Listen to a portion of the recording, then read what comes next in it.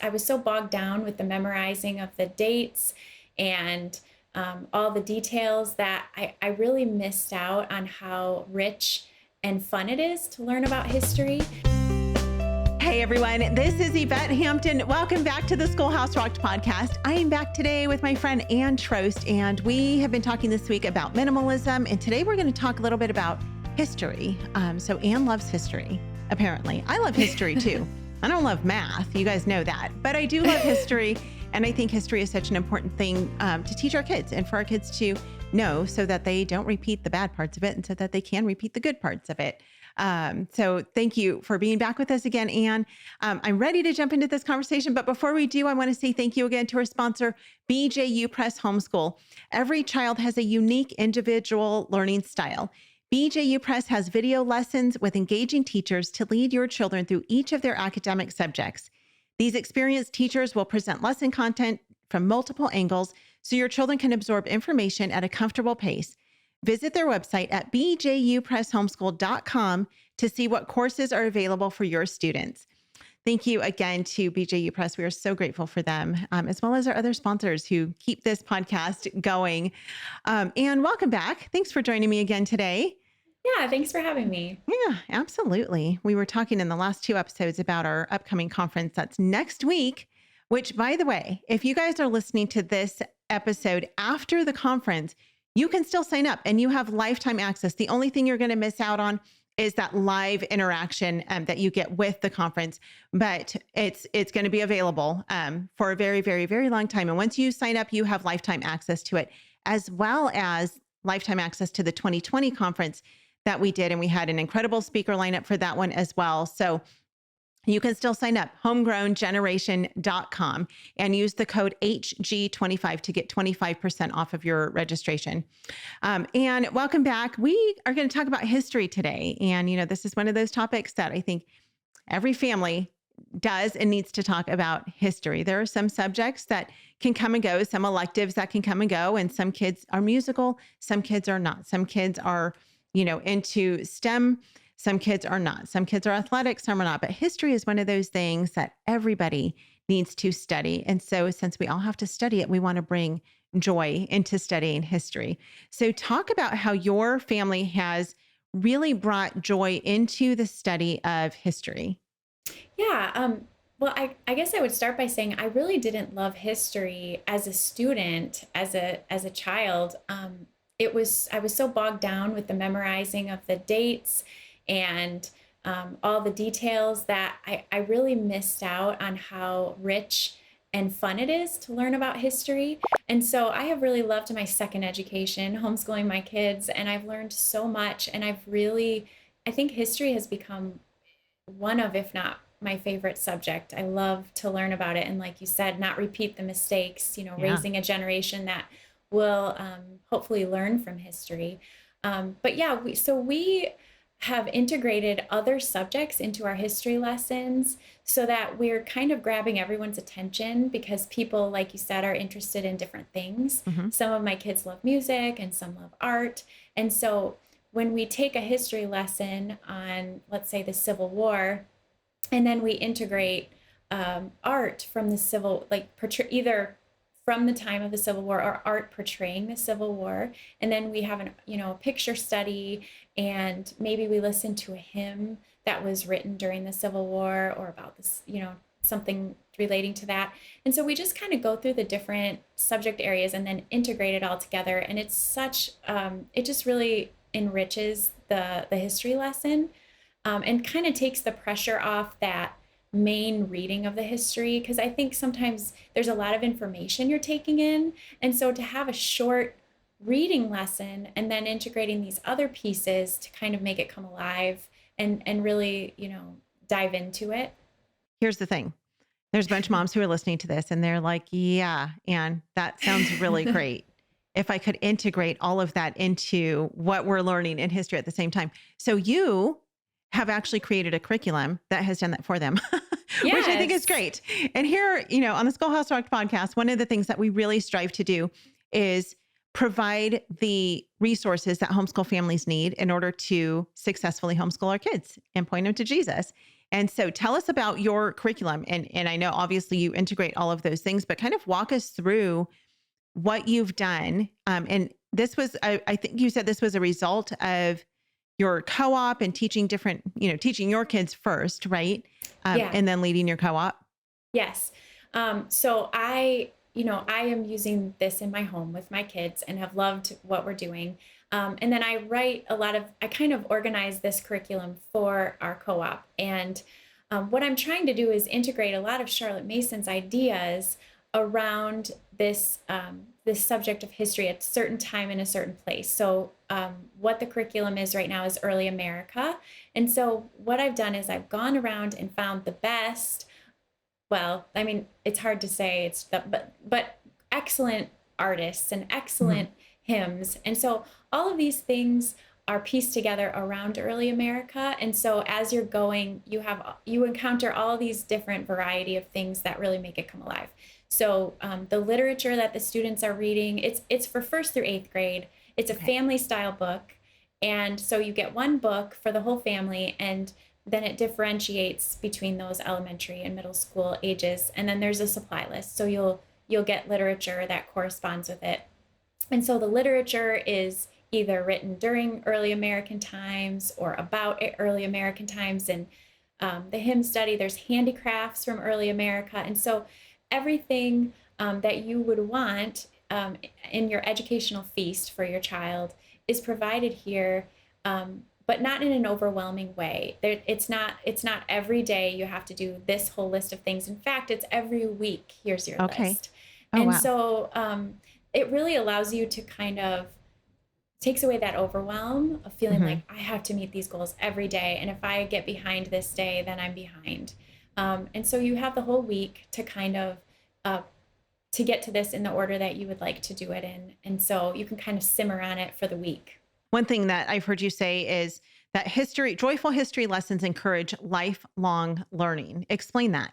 I think that, history, the Bible is history, and everything that happened before yesterday is history. And so I think we'll never get to the end of learning all of that. Even if the Bible's history is all we were focusing on, it would take more than our lifetime to really dig into all of that. And so I think igniting an interest in the different aspects of history will create people to be hungry for more, because there's more to learn, and there's different angles and different perspectives. And so I think when we have joyful history lessons, we don't create students who say, I can't wait till I never have to do this again when I graduate, but to say, oh, this is how I want to learn when I'm an adult. And so I really do have that in my mind when I homeschool my kids, and when I create curriculum and do things for our co-op, is how can we set up children so that they carry these habits into their adult life? How will they love to learn as adults? And so that's definitely a heart of education, I think. Yeah. Well, it's the same with God's word too. We can make it really, really boring to where they think, I cannot wait for this to be done and over with. Or we can make God's word come alive. And that's hard to do sometimes. And it depends on what part of the Bible we're studying. Not that all of the Bible isn't exciting, but there are parts of it that, my youngest daughter is reading through Jeremiah right now. And the other day she said, Mom, I had to just go to Esther for a few days. I needed a break from Jeremiah. She's like, I'm having such a hard time understanding it. But she's 12. And I'm like, baby, join the club. I have a hard time understanding Jeremiah too. But there's so much richness in there, but sometimes you just have to take a little break and just switch gears for just a little bit and then come back to it so that it can be a new and exciting thing again, instead of just like, oh my goodness, this is so hard to understand. This is so hard to get. And so I think whether it's history or Bible, which of course, like you said, the Bible is history, finding ways to create an environment so that can be exciting for our kids. And it's not like they're going to be giggling and, doing hand claps throughout all of their history lessons and Bible lessons. Right. But you talked about using books to teach history. And earlier, I think it was on Monday's episode or maybe yesterday's episode, you talked about using living books. And that is one of the most important ways. And one of the best ways we can teach history is you just read to your kids. And they grasp it, they understand it, because then it becomes real to them. Then it's a story. It's not just Mm-hmm. a textbook with a bunch of, points and dates that they have to memorize. Right. And I think the textbook kind of gives us this idea that we have to teach them everything by the time they're 18. Right. And when we take that pressure off, you can really immerse yourself in a story of a soldier in the Civil War, Yeah. as opposed to learning every general's name. And you can really just absorb a little bit at a time, and it Yeah. and it can come alive. So Yeah. Yeah. And some textbooks are really good at doing that. They yes, really do make those stories yes, come alive. mm-hmm. I'm thinking of Apologia and BJU Press. I know both of them have textbooks that truly, like, you can read them. The Mystery of History, I know, is another one. Like, Mm-hmm. you can read those and really grasp, like, oh, here's what's actually happening. It's not just a bunch of dates with a checklist. Mm-hmm. And so, yeah, it's fun. Good stuff. All right, let's take a break. We'll be right back. We want to thank all of our sponsors for making this show possible: BJU Press Homeschool, CTC Math, Apologia, and IEW. Without them, we wouldn't be able to do this. Visit the show notes for links to these great companies and thank them for supporting the Schoolhouse Rocked podcast. We are back with Anne, and we were just talking about history. We will put links to all of Anne's curriculum in the show notes. She's got some really great resources for you guys that really will make it so much easier for you. Don't reinvent the wheel. She's already done the hard work for you and has done a really excellent job of putting together this curriculum. So we'll put links in the show notes for that. But I want to shift gears again. We're taking all kinds of roads this week. You mentioned that you and your husband and your family together lead a co-op, a pretty large co-op in your community. Talk to the person who maybe they're in a community where they don't have a good homeschool organization or a co-op or a support group or anything, and they're really desiring that, and they're seeing that there's a need in their area for such a thing. How can you encourage them? What steps can they take to get started in doing that? Yeah. Well, the first step that I took was really prayer and just Yeah. asking God what He had for our family. And so when He opened the door for me to start my own co-op, I was listening and watching for Him moving in the situation when every step of the way, the first step of choosing a location, and just making sure that each of those steps were led by Him and not by what I thought was going to be best in the situation.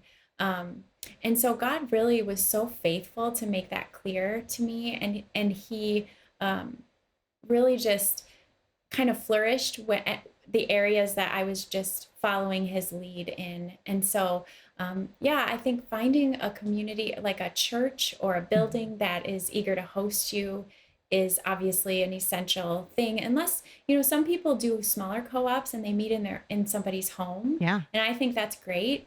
It doesn't have to be a big co-op to be a valuable part of your life. It can be just a few families gathering in somebody's home, and just asking God where He wants you to meet.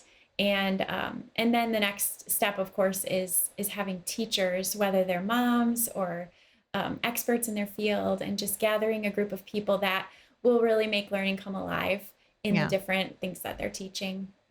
Yeah.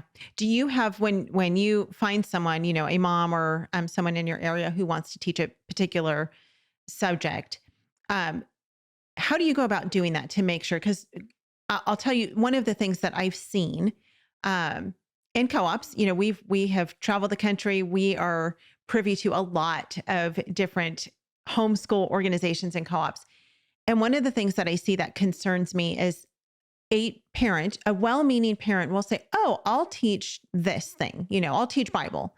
And then you realize that person doesn't really know a whole lot about the Bible. Like, they're just figuring it out. Or maybe, they'll teach history, but maybe they're really not that familiar with the history that they're teaching. And so they're trying to figure it out as they're going. So how do you ensure that your teachers are teaching from a solid biblical worldview? Do you have some sort of system set in place for that? So God has been really gracious to us, and we don't advertise for our teachers. And so we really, because my husband and I are involved in the education community in our area and through our church and different things, we have essentially handpicked our teachers. Okay. And and then referrals of our teachers to somebody else. And so we don't have a co-op where like the moms are just all sharing the load. Mhm. Our co-op, you actually you aren't required to volunteer, and so we are just essentially hiring teachers that are passionate and an expert in their field, and then that have that biblical worldview. But we're Mhm. so grateful that we have been able to choose people that we trust, and so we don't usually have somebody come in that's a stranger that we don't know. But we Yeah. do background checks. Despite Uh-huh. that, we Sure. do all of the things Yeah. because we want safety and security and things Yeah. like that. So, Yeah. Yeah. yeah. So what makes a good co-op leader? For someone who's thinking about doing this, what do they need to have in order to lead a co-op successfully? I think they need to be listening for God's leading because every co op is a little bit different. And so that's really important to be able to lay down your ideas if God Mhm. is leading you a different direction. I think just having a real heart to serve people and coming alongside families and just wanting to encourage them and to build them up and, love children and see just what a difference it can make for them to come and enjoy some safe lessons once a week or a couple of times a week. Yep, I love it. And I think you're absolutely spot on when it comes, one, of course, to giving it to the Lord first, and then loving the families and being willing to serve those Mhm. families. You're not there as a dictator, but you're there to serve Yes. those families.